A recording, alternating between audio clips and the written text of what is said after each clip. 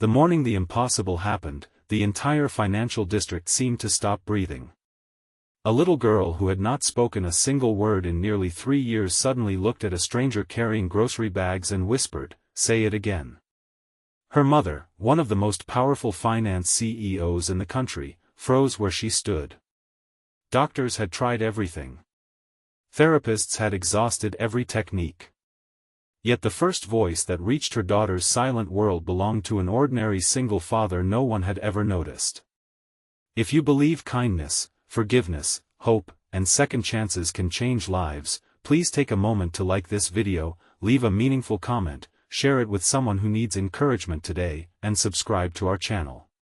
Every story we share reminds our family and our community that compassion still exists in the world. Vivian Mercer had built one of the largest investment firms in America before turning 40. Newspapers called her brilliant, fearless, and impossible to defeat. Investors admired her confidence, competitors feared her intelligence, and employees respected her discipline. Yet behind the expensive suits and boardroom victories lived a mother carrying a pain no amount of wealth could erase.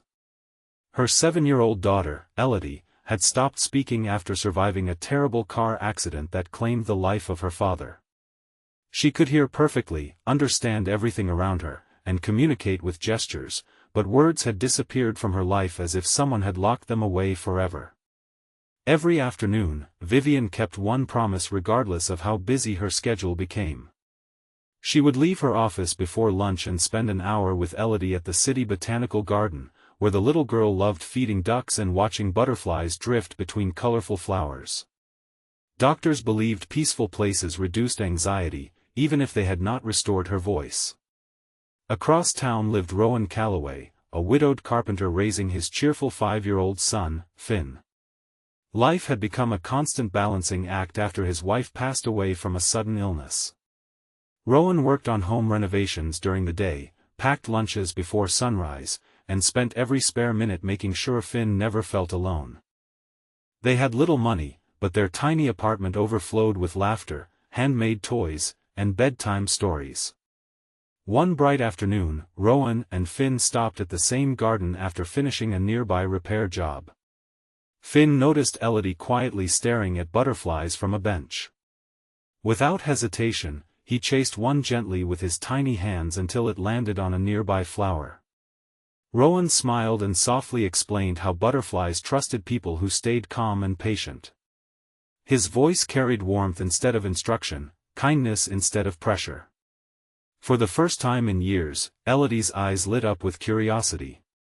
She listened carefully as Rowan spoke to his son about courage, explaining that sometimes the bravest hearts were the quietest ones.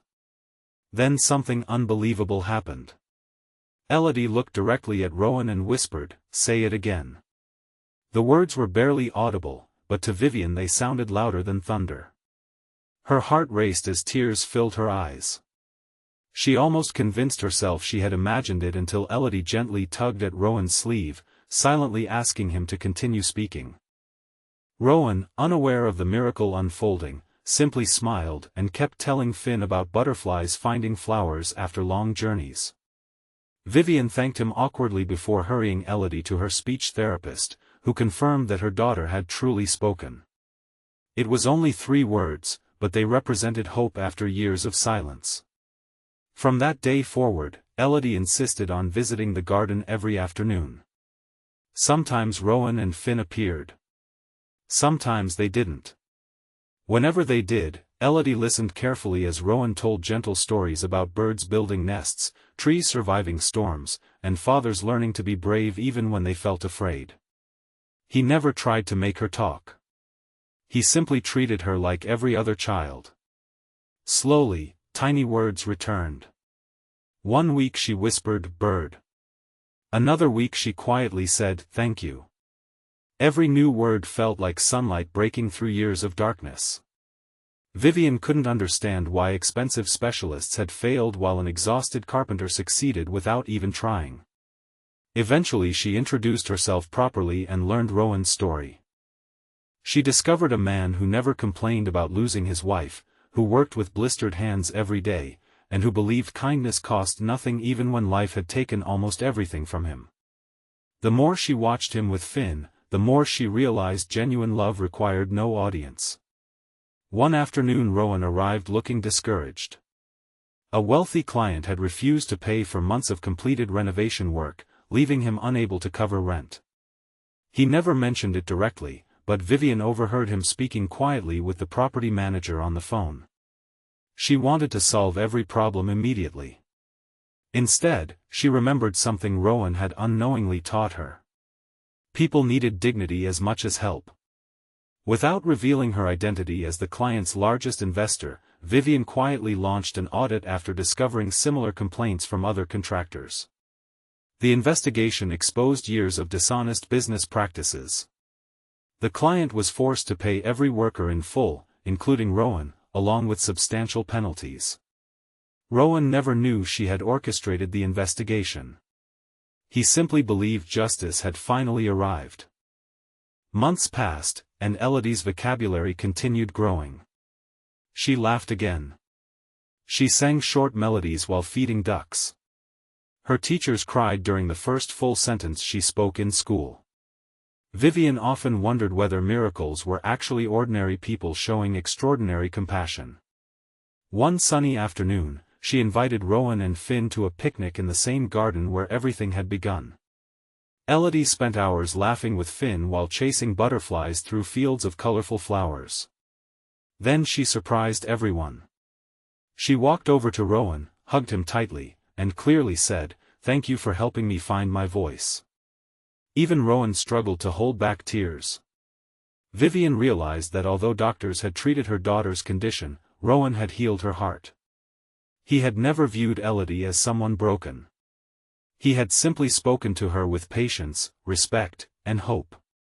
As seasons changed, friendship slowly became something deeper.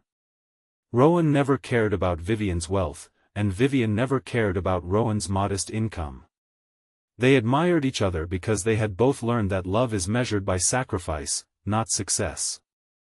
Finn found the motherly comfort he had missed for years, while Elodie rediscovered the joyful childhood she thought she had lost forever. Their small blended family grew not from grand gestures or fairy tale promises but from countless ordinary afternoons spent together beneath warm sunshine. 1 year after that unforgettable day, Vivian stood once again beside the butterfly garden.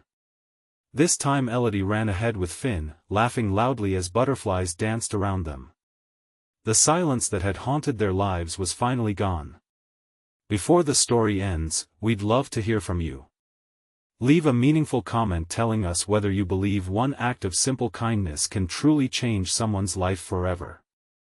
Your words may encourage another person who needs hope today. If this story touched your heart, please like this video, leave a meaningful comment, share it with someone who needs hope today, and subscribe to our channel so you never miss another emotional journey. Because sometimes the greatest miracle isn't performed by the richest person in the room. Sometimes it begins with an ordinary single dad carrying grocery bags, speaking gently to his little boy, never realizing that his kindness would give another child her voice, and give 2 broken families a brand new beginning.